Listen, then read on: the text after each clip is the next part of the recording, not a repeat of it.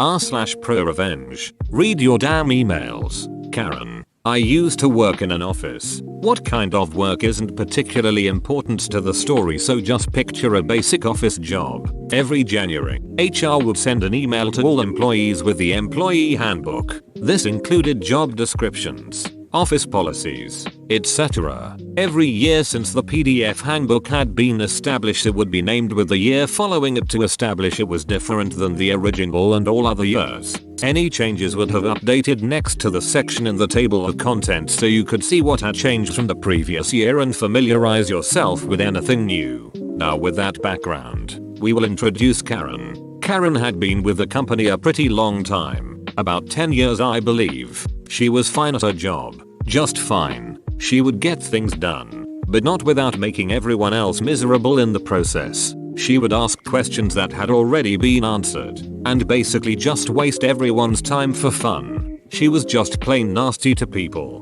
and tried as hard as she could to make everyone stay far away from her. The worst thing about her was she always seemed to be looking for a fight or looking for a reason to complain. She had threatened lawsuits a few times over any small thing, but would always just get over it and drop it. BC she knew no laws had been broken and it would never go anywhere. She'd comment on how she should sue basically every business she ever went to because she could live off the settlement and retire early, over the smallest issues you can imagine. She did her job and we never had a valid reason to fire her, especially knowing how lawsuit happy she was. So she stayed. Karen's job description, as per the handbook, called for a bachelor's degree. Karen did not have a bachelor's degree, but had been hired prior to that being a requirement, so she was grandfathered in. One day, a position above hers became open. A guy who we will call Terry had recently completed his master's degree after taking night classes for a few years, and since an internal promotion is typically better than an outside hire, he was chosen for the promotion. Terry had been at the company about 4.5 years, and was well liked and great at his job. The new job required a master's degree in its job description, and him being a recent grad, it was a perfect fit and everyone was happy for him. Everyone but Karen, since she was constantly looking for something to sue about. She took it as a direct insult that she had not been considered for this promotion that she was not at all qualified for. She immediately cried discrimination and told our boss a lawyer would be in touch. We were all perplexed, since it was very clear that this position required a master's degree, and given that she didn't even have a bachelor's degree, there is no way she could have been hired for the role. What we soon realized was that Karen had saved the original company handbook named Company Handbook and had not bothered to open or save any new editions that were sent in the following 8 years. She just assumed no changes had been made and that it was just sent every year to ensure all employees had it. If she has bothered to open the file, she would have seen the sections that say updated in the table of contents. Since Karen cried lawsuit a lot, no one expected much of this since it was a ridiculous claim.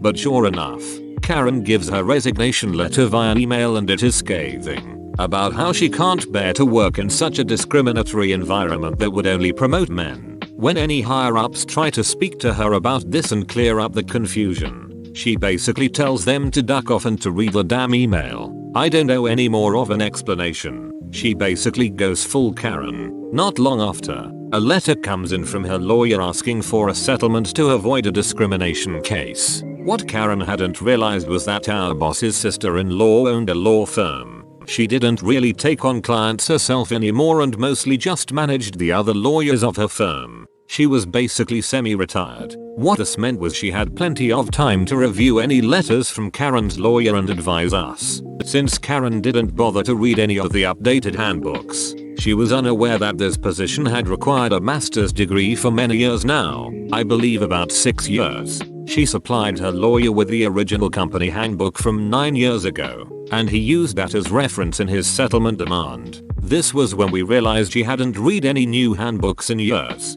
Since Karen rubbed a lot of people the wrong way, boss's sister-in-law decided to personally take on the case. Every letter Karen's lawyer sent, she sent back 3 times in length. Some of it wouldn't even really say anything, just wordiness. But it would certainly take Karen's lawyer a while to read it, and he did not come cheap. After several of these letters, they realize no settlement is going to happen. They want to take it to court. It's a pretty cut and dry case. Boss's sister-in-law shows evidence that Karen has received all updates via email. After the change was made and the handbook sent out, HR even sent an email to Karen specifically letting her know that she was grandfathered in and doesn't need to worry, to which Karen replied okay, thank you, confirming receipt of it. The best part was when bosses still said that they couldn't break company rules to give Karen a job she was totally unqualified for while neglecting another employee who went above and beyond to get his master's degree to advance, as that would be unfair to all other employees.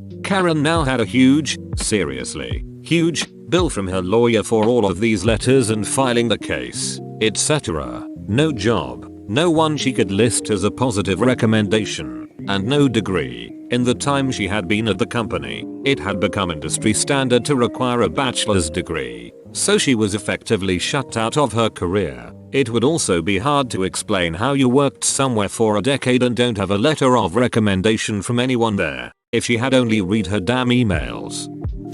Guy steals $400 of gas, but I get the last laugh. Backstory: I used to work at a marina when I was in high school that sold gas and allowed people to dock for free if they wanted to. Now one day a guy comes in on a pretty big boat, comes in and gets a lot of gas, like $400 worth of gas. He comes to the counter to pay and gives me $400 in $100 bills and I accept them and he goes on his merry way. Fast forward a week or so and I am told by my boss that the bills he paid in were all counterfeit bills. Unfortunately, as he paid in cash we had no way of tracking him down, so we think that he just got away with stealing $400 worth of gas. That is until this idiot comes back after about a month and a half, thinking he got away with stealing the gas. When he comes back and I recognize the guy and tell my co-worker to call the police right away. However, I knew that this guy would just leave a file it on that I had recognized him and we had discovered his plot to get free gas.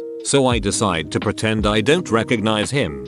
Luckily for me, this guy asks to dock the boat for an hour or so on our dock and I tell it's not a problem. Now it is policy to get the name and phone number of customers using free dockage, as well as asking that they leave their keys in the boat so that we can move the boat to a different dock if needed. He complies to all of the rules and leaves his boat. And he leaves his keys with me. After probably about 15 minutes of waiting, the police show up on the dock and ask my boss where the guy is. My boss tells them he just left his boat but we have his number and can get him to come back to the boat, and he then instructs me to do just that. At this point I was pissed at this dude for making me look dumb for basically losing $400. So I call and tell him, hey, this is me from Marina. It seems as though there is an issue with your engine and it seems to be smoking. For those that don't know boats that well, engines are very expensive and this one in particular was a 350 horsepower Yamaha engine, which is top of the line, so that man got back to that boat in record time.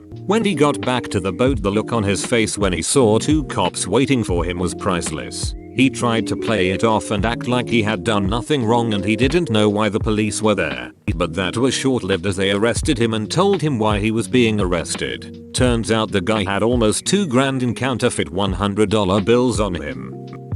I catfished one of my high school teachers because he was bullying me. Some background. He knew my dad because my dad, a lawyer, had represented his ex-wife several years before in a super bitter divorce. For some reason he took out that frustration on me. He would verbally abuse me in front of the class. If I raised my hand to answer a question, he would roll his eyes before calling on me and loudly say to the class, listen to what OP says. That way you will know what the wrong answers are. He would criticize my work, make comments about how I'll never amount to much because obviously I have a learning disability. I don't. He was just being a prick. I would often get marked down for penmanship, but after asking some classmates, apparently I was the only one being graded on that. I know history wasn't my best subject, but the way I was being treated was totally uncalled for. I began to have anxiety to go to that class. I would dread it all day. My friends would even mention casually, yeah, Mr. Smith really doesn't like OP. What did you do to him, bro? Haha. My dad was pissed that he was obviously being biased towards me for something I had nothing to do with. Dad made noise and tried to get me moved into another class, but the district and school were over capacity as it was. I couldn't move classes without displacing another student, and the school didn't think that would be fair to the other student. But it's fair to me to let this keep going on because you can't move me, WTF. Now, my dad never discussed details of his cases, but I had overheard him angrily telling my mom, after our meeting with the principal, that he doesn't like that I'm in that duck in pedophiles class. An idea was planted in my head, and it started to grow. I devised a plan. I gathered social media pics of a girl who was underage and went to another school, and made some profiles on Kik and WhatsApp using a Google Voice number from our city. I changed her name for obvious reasons. Once I had him hooked on the made-up 17-year-old girl, I sent all the chat logs and pics he sent to her to the principal and the school district main office using every email address I could find on the school district website and social media pages. Within 3 days of the emails being sent,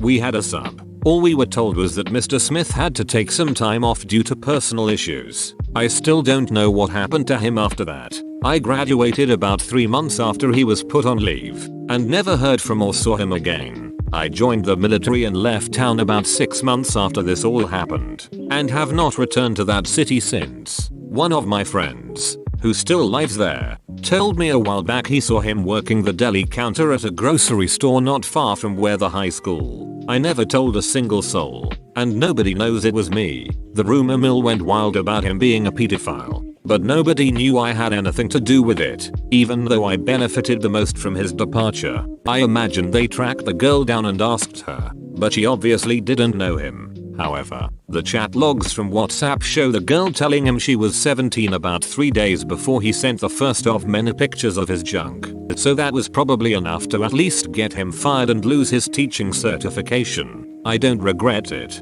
but I would never go so far on anyone again. I was a bitter, moody teen. But when you're being bullied by someone with authority over you, you have to do what you have to do to survive. Edit. I am a dude. Edit 2. I have been trying to answer all the questions, so here are some answers to the main ones I'm seeing. In the state this all happened in, the age of consent is 16. Legally he could have hooked up with her. I was never looking to get him in legal trouble, just mess with him enough to get him out of my life. That's all. I agree it was messed for me to use her pics. I was 17, and I didn't know any girls I would have been comfortable asking, hey, wanna catfish Mr. Smith and ruin his life? Also, don't tell anyone. I picked her because she went to a different school across town. I had met her at a couple parties and she had a lot of mirror selfies posted on her FB and Insta, and I needed it to feel authentic to him. I only needed 8-10 selfies. And another reason I chose her was she was blonde with a slender body type.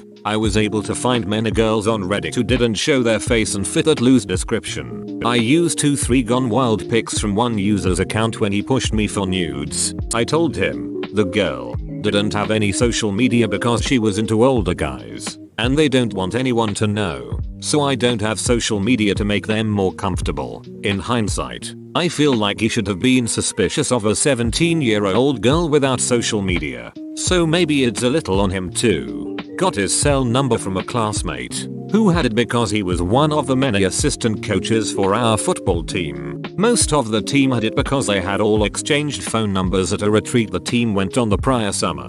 I texted him out of the blue, saying I saw him at a football game our schools had played earlier in the year, and I thought he was cute. He felt out the situation at first, but it was obvious after I sent the first selfie of hers that he was hooked. I would only give him a selfie if he really begged for it, and the more he begged, the more flirty I would act. We never sexted. I barely knew at that age what to say anyway. I would describe the vibe I went with as awkwardly forward. Also, I never asked specifically for dong pics. He arrived at that juncture on his own. Caught me off guard when it happened. I texted him using the Google Voice number for a while, then told him my mom read my texts but didn't know about WhatsApp or how it worked. I didn't even make the whole pitch. He heard that and immediately suggested we message on there, and then encouraged me to delete our regular text convo once we were talking there. To this day I have no idea why my dad called him a pedophile. Maybe his ex-wife told my dad when he was handling her divorce about something he did.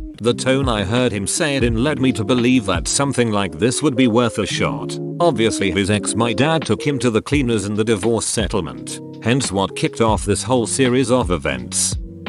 Bro, you made it to the end? You're a ducking beast. I'll cut you a deal. Smash like and subscribe for more curated content. It's free and that's a great price.